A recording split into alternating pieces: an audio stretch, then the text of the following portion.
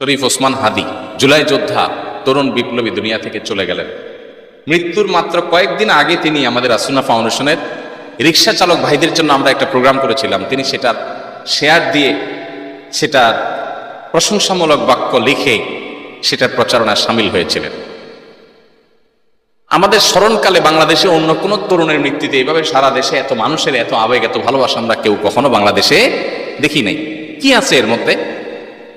যে জিনিসগুলো আছে এর ভিতরে অন্যতম জিনিস হলো এটা, যে অন্যায়ের বিরুদ্ধে কথা বলতে গিয়ে যদি জীবন যায় যাবে, ফ্যামিলি যায় যাবে, আমি ছাড় দেব না। আপোষহীনতা, সরলতা, ধান্দাবাজি না।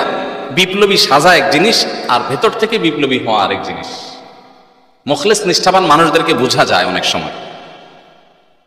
তো আল্লাহ তাআলা তাকে শাহাদাতের সর্বোত্তম মাকাম দান করুন।